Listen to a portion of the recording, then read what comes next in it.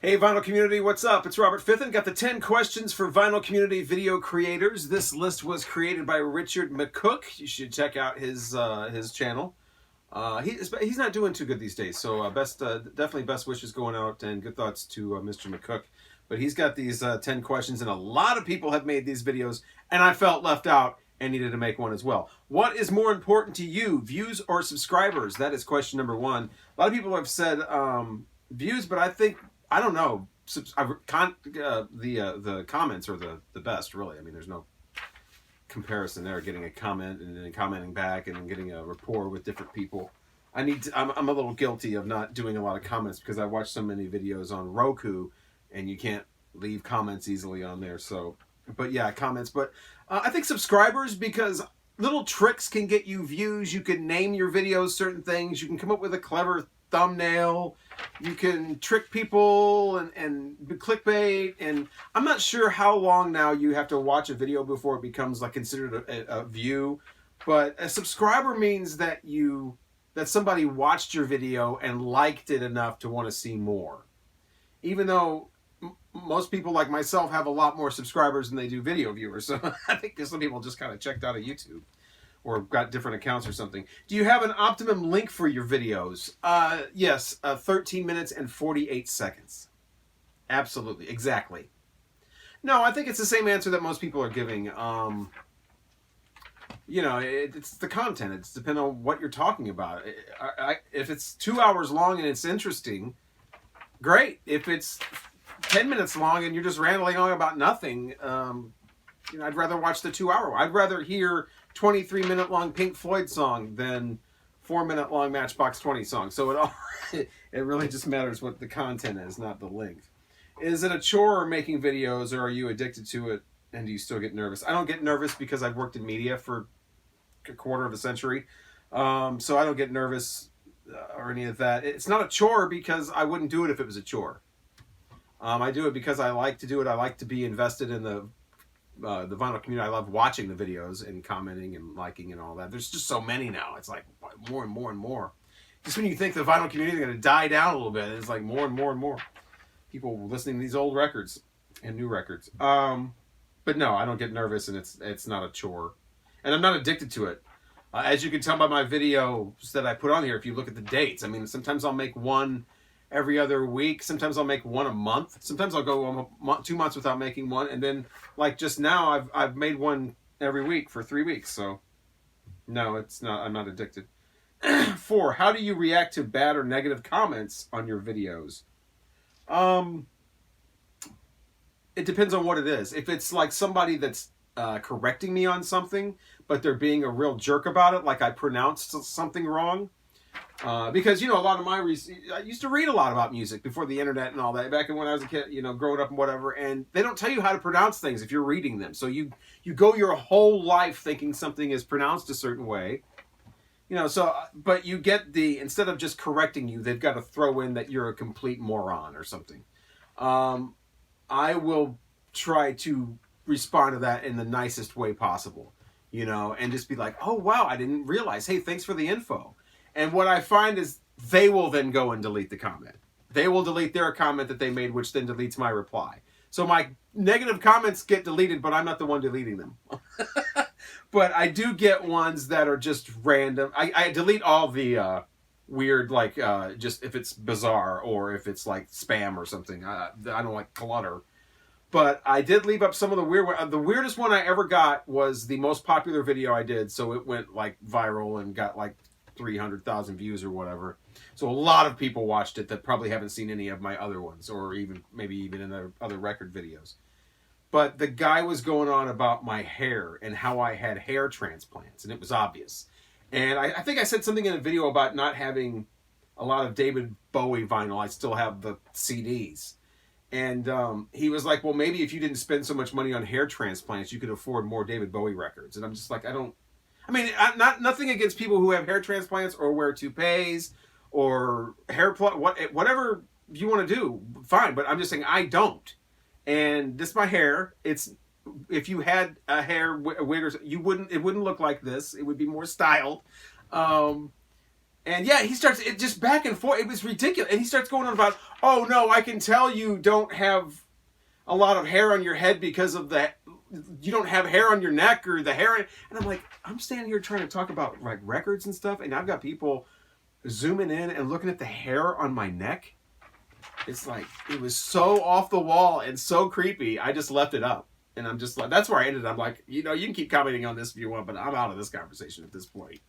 Friggin' the hair on your neck? or lack of hair on your neck, whatever.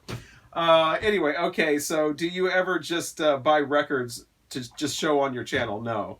The closest I've come to that is I went to Indiana and went to like 11 or 12 different places that had records, antique malls and whatever.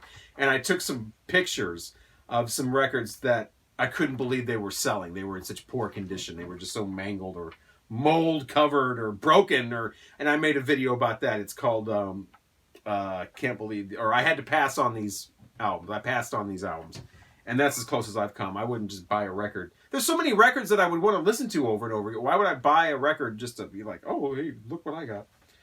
I do wonder how many, some of these people that are always buying new records, it's like, okay, when are you listening to these? It's like, how do you have, because this is like a, this whole collection is like, and I worked in radio, so a lot of these are promotional stuff, but it's like, this isn't like a 40-year collection, but I don't get the whole, like, I'm buying like 20 records a week, and so when do you listen to these? Okay, so question 6, how would you like to improve your channel? I'd like to start branching out more. I find myself, no matter what I do, it always comes coming back to the Beatles, or coming back to like Kiss, or coming back to whatever. And I would like to do some more videos that are outside of I do have a video that I'm going to be working on that is like a country music, classic older country music kind of buyer's guide as to what to look for, what to watch out for. So that's kind of branching out, a whole country, classic country music video. And I want to start doing more like that. But I also want to start interacting more. Like I said, I watch a lot of these videos on Roku, and it's not easy to comment. You have to remember the video, and then when you get to something like your phone or your computer or something, then you have to remember, oh, okay, I want to go back and comment. I'd like to start doing that. I'd like to start commenting more on people's videos and that, and start, improving on that part of things, and not so much on the lighting. Or you don't want this anymore well lit. This is fine. 7, what are your thoughts on live streams? Well, it's like, what are your thoughts on parties, or what are your thoughts on get together? It depends on who it is and what's going on. I find myself, for whatever reason, the psychedelic guys are put on live streams, seems like, more than other people. I watched some of theirs. It's like Dots and Loops does them. Psychedelic does them every once in a while. Dead Wax does them every once in a while. And that's fun because they're always talking about such obscure stuff, and you can always get into the psychedelic and just get deeper and more obscure and more into it. And that just seems like ones like that where they stick to the music. They stick to what everybody's like got this one interest, and we're all just like geeking out on it. I totally prefer those over the ones where it's like just random weirdness and just we're going to insult each other and create this fake bullshit drama that's not, how I feel about bullshit drama. If you've watched the other couple videos, I'm just not into it, just not interested. So yeah, live streams are great. The one thing though is, if you're always doing live stream, I think somebody else brought this up, or a few people brought this up, it kind of takes away from the other videos. Then you're spending less time watching and commenting on videos that are actually staying on the platform, because one thing about live streams is a lot of people, they just disappear after they're done. So there's no, like, you can't go back, and check in on comments and stuff like that. 8, what is your most viewed video, and are you surprised?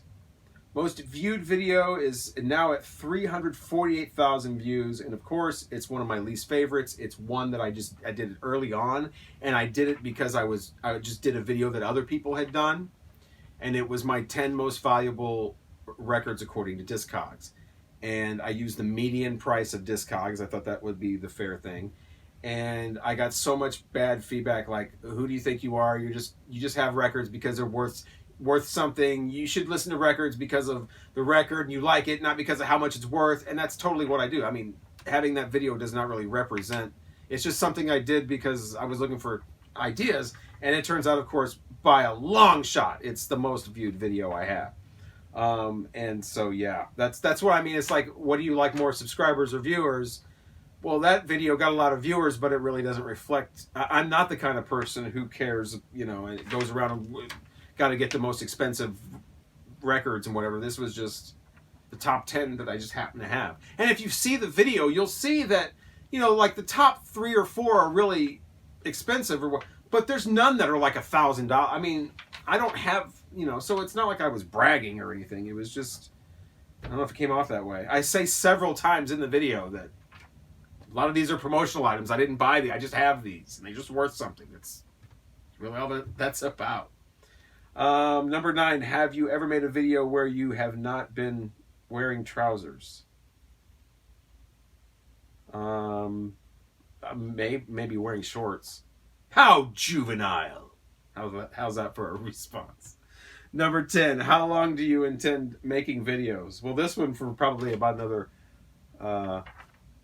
35 seconds or maybe another minute or so. I don't know. And you know, I intend to make videos until it's not fun anymore. When it starts getting boring or starts seeming like it's trite, or I start getting, you know, disenchanted with the vinyl community and it gets overrun by stupidity, that can all factor in.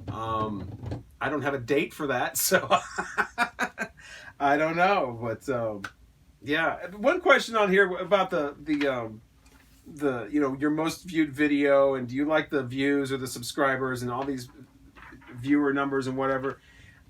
I worked in radio for 25 years, so I know how to like promote things and do things with trickery and whatever. And I don't want to do that with these vinyl community videos because I want to keep this as organic as possible. I want to keep this real. I want to keep this like a hobby, not a job. That's why it's definitely not a chore. But you know, like if I wanted to, I could like show, like make a video that shows, like, you know how some albums have like random titties on them, like this new Riders of the Purple Sage album. That's the whole cover. It would be better if it was blown up as an album, but I could show. It's just random titties, more random, smaller random titties on the back. And I was going to make a whole video just called Vinyl Community Random Titties, and just see how many views that could get based on it just has random titties in the title. Here's the Average White Band. This was their first album. It didn't do very well, even though it's a great album. I really like Put It Where You Want It. A couple other songs on here too. Really tight instrumentalists. This is their debut. It's called Show Your Hand. It kind of looks like a children's album, really. It kind of looks like a Jack in the Box on there, and kind of poorly drawn. This back cover too puts their real faces on like little cartoon figures. See that? And it's just kind of like a children's album. It didn't sell that well, even though, like I said, it's pretty good. They re-released it with a different cover. The different cover had some random titties on it, and it started to sell. That's when they started to become popular with them random titties. I was going to show some random titties from bands like Flash with the gatefold, but then I remembered I don't have the random titties.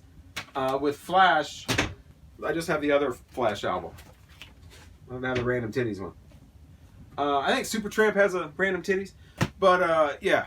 I'm not talking about models where it shows their face and it shows, you know. I'm just talking about the random. We're trying to sell this album. Let's put some random titties on there. So I think I'll put random titties at the end of this title and see if I can get some more viewers. Thank you for watching, and please like the video, and please obviously subscribe if you haven't done that already.